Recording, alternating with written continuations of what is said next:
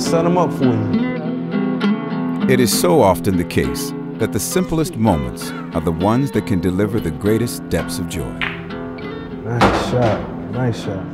And the pressure is on. These two men know this joy, giving each other their best shot in a Petersburg pool hall. A father and a son, connected by birth, connected by affection, and on this day, connected by something extraordinary.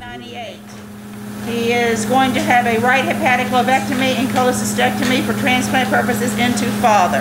We have permission. Just a few months earlier, VCU Medical Center transplant surgeon Robert Fisher removed a section of Calvin Mickens Jr.'s liver and transplanted it into his father's body. This gift of life began one day when doctors told Calvin Mickens Sr. he was dying. We started to realize that something was wrong close to a year ago. And you could see it getting progressively worse. And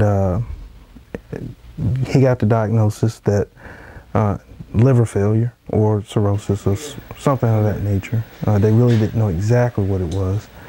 And the possibility that he would need a liver transplant. Physically, I really don't have any pain. Itch a lot. In 2002, doctors told Mickens he suffered from cirrhosis of the liver.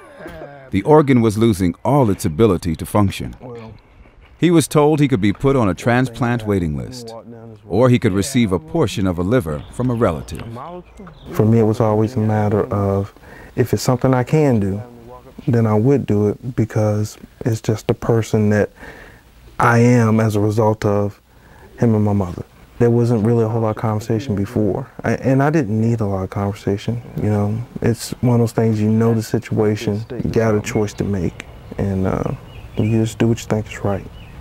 I was a little hesitant at first, but then found out how hard it is to get a transplant. I didn't have much option there.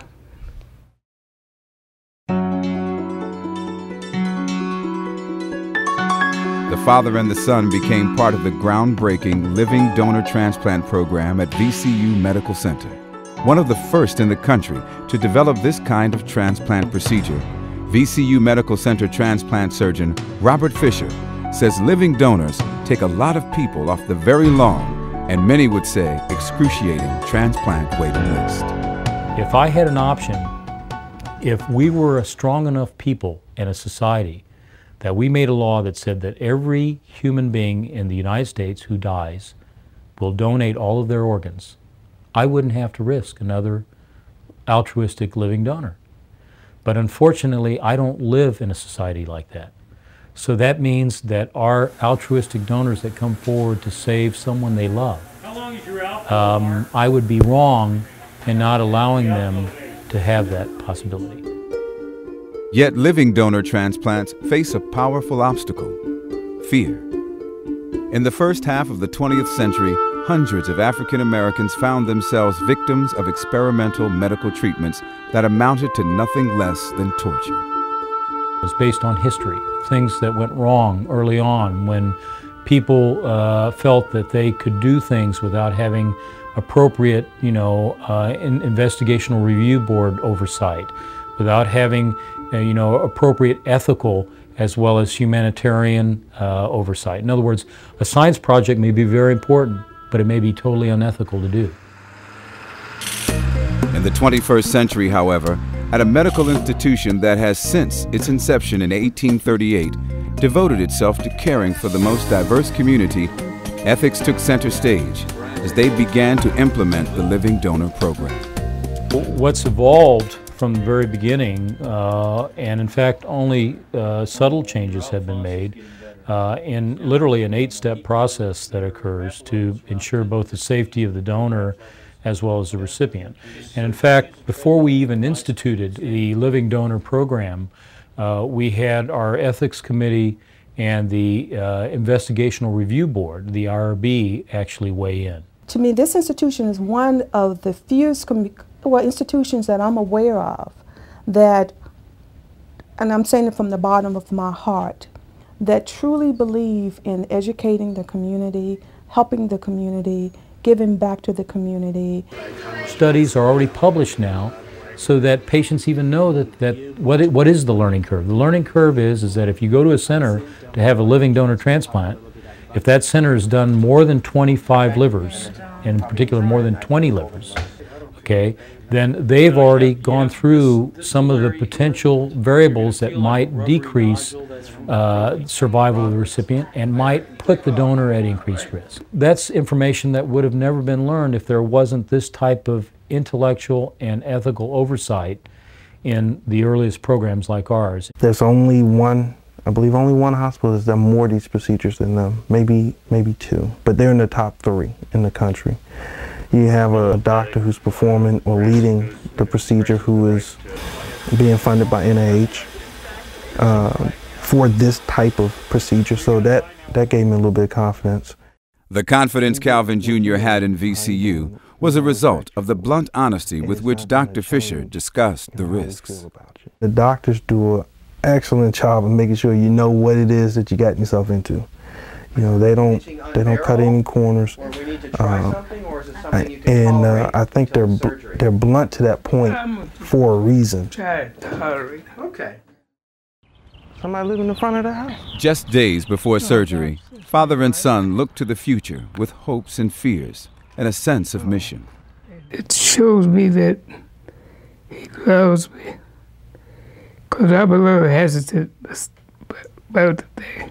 I'm a little tense. My father is always has been, you know, a general contractor. You know, I think that's the one thing that's affecting him now, that he can't do what he wants to do. So being able to, you know, maybe in 6-7 months, go out and pick some projects to work on. You know, Petersburg is in a revitalization period, and, you know, we can be part of that. You know, it's something that will fulfill both of us.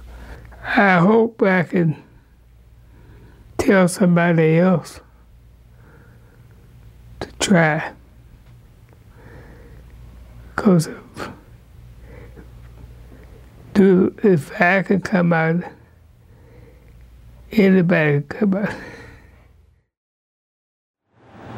On the morning of the surgery, father and son prepared to develop a new connection.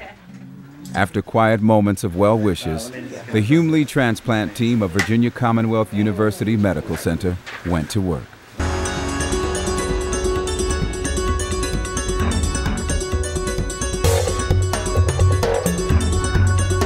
Operating fluidly as a team among the highest caliber in the world, they transplanted a healthy portion of Calvin Jr.'s liver into his father's body.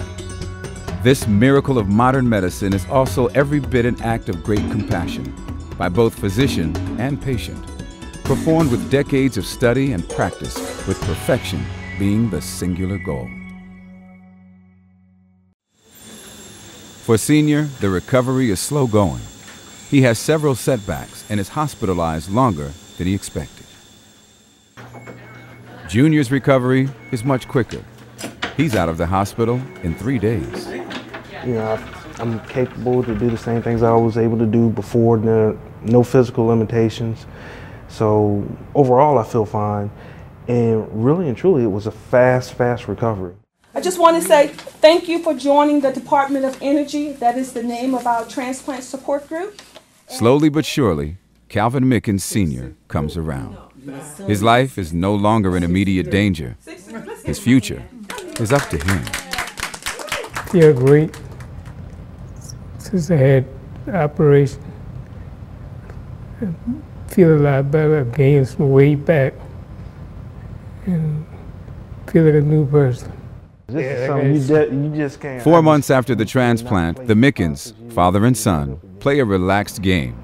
They now share a connection few fathers and sons could imagine. I don't think any of us really realized just how sick he was. He was really sick. The first thing that I thought after I had come out the hospital and we were going back to see him was, man, I don't know if we could have waited any longer to do this. It's one of those things that as time grows on, the meaning grows greater because you're realizing that this is time that may not have been supposed to have been on the books for us. So now it's an opportunity, you know, to cherish even more the time that we get to spend together and maybe make a bigger effort to spend more time together. Means the difference between life and death. It means a whole lot to me. What our team is trying to do, we're trying to relay a message to the African American community that this is a safe procedure, that they're in good hands. We need more people to donate. People are dying on the waiting list. You know, we know that livers do not grow on trees, and this is what we try to educate to our family members. If you're healthy and if you have the opportunity to give back to your loved one or to give back to the community, this is an option. Proof positive. Rack 'em up. There are more games to play. There you go. I set them up for you.